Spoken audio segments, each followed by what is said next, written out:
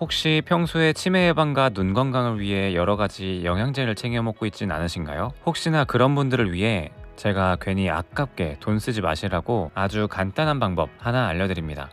계란 드세요. 간단하죠? 우리가 평소에도 많이 섭취하는 계란은 대표적인 완전식품 중 하나입니다. 코로나19가 전 세계적으로 유행을 하면서 면역력에 대한 관심이 높아졌을 때 국제학술지 BMJ 너트리션에서는 면역력을 강화하기 위한 영양소를 발표했습니다. 해당 영양소는 비타민 A, 비타민 B6, 비타민 12, 엽산, 비타민 C, 비타민 D, 비타민 E, 아연, 셀레늄, 철, 구리, 필수 아미노산, 필수 지방산, 오메가3 지방산 이렇게 총 14가지인데 이 영양소가 풍부한 식품 중 하나로 계란이 있으며 대한영양사협회가 주도한 계란 알리기라는 기자 간담회에서는 계란에는 면역력 강화를 돕는 7가지 영양소가 들어있다라고 발언을 하기도 했을 만큼 계란은 대표적인 슈퍼푸드 중 하나입니다. 그 외에도 비타민 A, D, E, K, B2, B5, B6, B12 이렇게 풍부한 비타민이 함유되어 있으며 인, 칼슘, 셀레늄, 아연 등의 영양소가 풍부히 들어있어 평소 계란을 섭취함으로써 다양한 영양소를 섭취할 수 있습니다. 계란의 효능은 인체 전반적으로 좋은 영향을 미치지만 그 중에서도 특히 치매 예방과 눈 건강에는 특효약이라고 불릴 만큼 좋은 영양소들을 다량 포함하고 있습니다. 특히 계란의 노른자에는 레시틴이라는 성분이 함유되어 있는데 이 성분은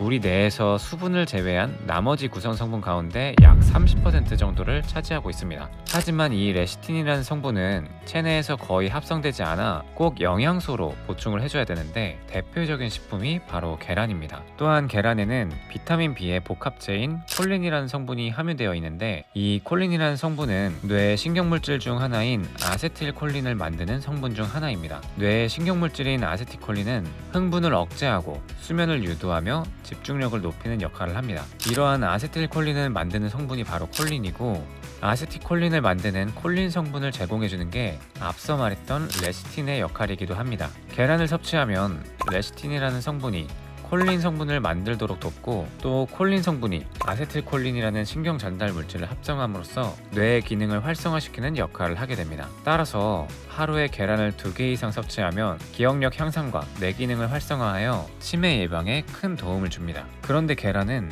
치매 예방뿐만 아니라 눈 건강에도 큰 도움이 되는데요. 이는 역시 계란 노른자에 들어있는 루테인과 지아잔틴이라는 영양소 덕분입니다. 루테인과 지아잔틴은 노란색 카로티노이드 성분으로 망막의 중앙부인 확막에 주로 분포하여 청색광을 조절하여 눈의 피로를 줄여줄 뿐만 아니라 자외선과 같은 손상으로부터 눈을 보호해주는 항산화 기능을 담당하고 있습니다. 또한 나이가 들고 눈이 노화될수록 망막에서의 항산화 작용을 하는 기능이 떨어지게 되는데 바로 루테인과 지아잔틴이 망막을 노화로부터 보호하고 녹내장을 예방하며 황반 변성을 억제하는 역할을 하게 됩니다. 루테인과 지아잔틴은 생선과 계란 노른자에 다량 함유되어 있는데 가장 편리하고 쉽게 섭취할 수 있는 식품이 바로 계란입니다. 역시 하루에 계란을 2알 정도 섭취하면 눈 건강과 녹내장, 눈의 노화를 예방할 수 있다고 알려져 있습니다. 계란의 하루 적정 섭취량은 2알에서 3알 정도가 적당하다고 하는데요. 실제로는 개인의 건강 상태에 따라 하루 적정 섭취량을 다르게 먹을 수 있다고 합니다. 계란 한 알에는 약 6에서 7g 정도의 단백질이 들어있는데 하루 필수 아미노산이 풍부히 들어있어서 2알 정도만 섭취해도 충분히 하루 적정량을 채울 만큼 고단백 식품인데요. 하지만 계란 노른자에는